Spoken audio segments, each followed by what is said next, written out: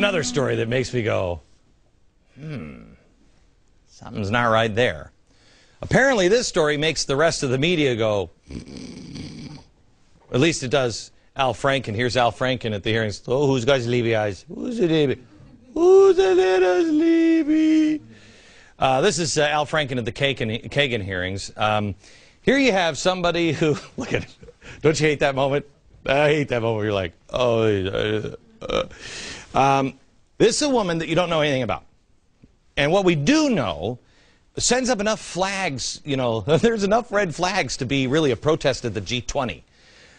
There's something wrong here. Now, here are a few moments from the hearings that I found just a wee bit interesting. Kagan was asked if she considered herself a progressive in the mold of Obama. Watch. This is not the clip, but it's a lovely picture of her. Here we go. That's not a lovely picture of her. Do we have a... I'm not quite sure how I would characterize my politics, but one thing I do know is that my politics would be, must be, have to be completely separate from my judging. All right. There was a little hemming and hawing. Television, we cut everything way too tight. You miss it. When you really see things, it's like you're reading the original sources. You got to read the original source. She was asked, hey, are you progressive? Then she went into that. She avoided the progressive word like the plague. America, give yourself a pat on the back. You have learned who the progressives really are. 2 years ago, Hillary Clinton and I proudly call myself a progressive, the model of an early 20th century, very American progressive. They were scared to death to admit that they were liberals. They called themselves progressives. Now they know you are on to them. So she's playing dumb. Like, oh, I don't know what a legal progressive really is. If you don't know what a legal progressive is, you're not smart enough to be on the Supreme Court. Let me help you. A legal progressive believes that the Constitution really isn't relative today. It's outdated, you know. And we base the current law on case law, not the Constitution. That's what it is, and just in case I said it in a professorial kind of voice so Kagan might get her arms around it. Here's another incredible moment. This is Senator Coburn, while alluding to the health care bill, asked Kagan, can't believe we even have to ask these questions in America today, if she believed the government could tell people what they can and cannot eat. Well, I guess the question I'm asking you is, do we have the power to tell people what they have to eat every day? Senator Coburn, I mean, what is the extent of the Commerce Clause? We have this wide embrace of the Commerce Clause, which these guys who wrote this never, ever fathomed that we would be so stupid to take our liberties away by expanding the Commerce Clause. Okay. It's really not a hard question. Let's see. Can the government tell people what to eat? No. No. No. But she couldn't answer it.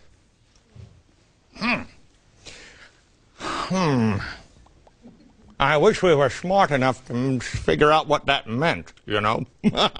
Poppycock.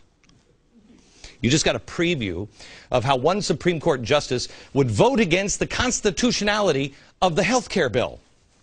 Because that's what's in the health care bill. They can tell you what to eat. Finally, this one made my eyes and ears bleed. The first time I saw this, I couldn't believe it. Solicitor General of the United States, Elena Kagan, argued in front of the Supreme Court that the federal government had the constitutional authority to ban certain political pamphlets. Tell that to Thomas Paine. She also strongly implied that some political books, if they were partisan enough, could also be censored. She argues that she really wouldn't have a problem with it because the law really would never be applied anyway. Watch. The government's view is that although 441B does cover full-length books, that there would be a quite good as-applied challenge to any attempt to apply 441B in that context. And I should say that the FEC has never applied 441B in that context. So for 60 years, a book has never been at issue. For 60 years, and it could never happen in the history of the world. No one has ever banned books, certainly not a progressive. You know, that doesn't really make me feel all warm and fuzzy inside that we got a person that would sit on the Supreme Court and say, ban books? Get the hell out of my courtroom. You know what's really strange? There's nobody in America who thinks banning books is constitutional or a good idea. I mean, you immediately think of Hitler. Bad idea. But think of the amazing size of the population here in America that think, oh yeah, I would never ban books, but what's that political speech on radio or the internet? What's the difference? I mean, I hate to tell Elena Kagan and all of her friends in Progressiveville, but political speech should never, can never be banned in any form. No, political speech. I learned that from the guy I like to call America's first blogger, Thomas Paine. Back in a minute. Okay, in that last news break, how many things are in there that you win? Wait a minute, what? We just showed you a minute ago, it would be hard to match the insanity of the Elena Kagan nomination hearings. Do you remember what they did to Robert Bork? Do you remember that?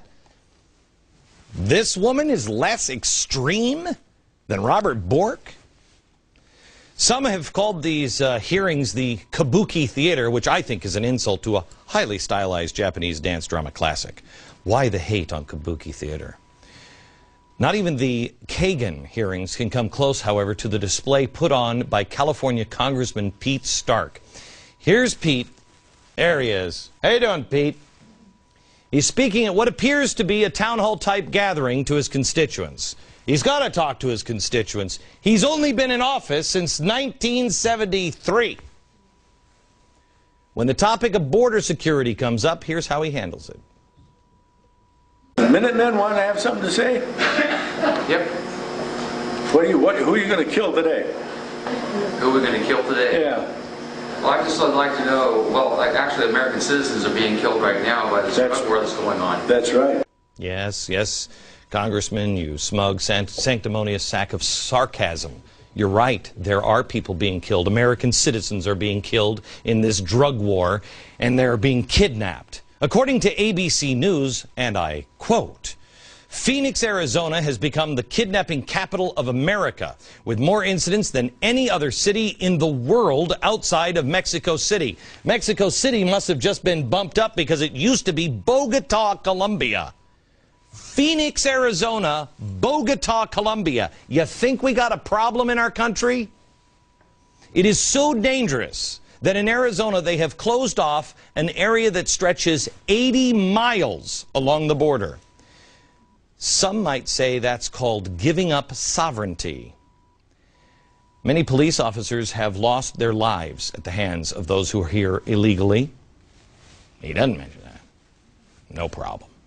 It's the Minutemen who are causing the problem. Illegals have been victimized by drug dealers and coyotes who smuggle them over the border. Let me tell you something. You hire an illegal, you are engaged in modern-day slavery. This situation for everyone concerned is bad. Maybe the congressman could take it seriously. You know. No, he just has to ask the Minutemen who he's going to kill today. What kind of slanderous attack is that? Stark immediately starts out smearing this man and this organization without any provocation whatsoever. Where is Nancy Pelosi crying out, oh, the violent, hateful rhetoric, I've seen this kind of stuff before. Yes, you have. But the congressman was just warming up. Okay, I want to know why the federal government is not doing anything or a lot more to seal our borders in this country so that we're a solvent country again. Oh, we can't get enough Minutemen armed. We'd like to get all the Minutemen armed so that they could stop shooting people here. It's not our job. We're just citizens. It's the United States government constitutionally protect us. Well, so I say we'll try and get you some more arms and get you down there to We don't want to go down there. We want to have lives, of normal lives. We pay taxes, and we pay to have the government take care of our borders. Is that all? Is that all what? The government should do? Well, that's one of the things the government is supposed to do. That's what the federal government is there for. They said they were going to do it, and they're not doing it. Well, then we don't need the Minutemen. That's correct. Good. We don't want it. We don't want to be doing let's this. send the Minutemen home. That's a good idea. No, why? King George! These people are turning into King George. Let me just clear up a few of the stark raving lies here. Even though Stark has some sort of Minutemen shoot everybody on sight smear campaign going on, the fact is there has never been a border shooting involving a Minuteman. Not one, zero, none.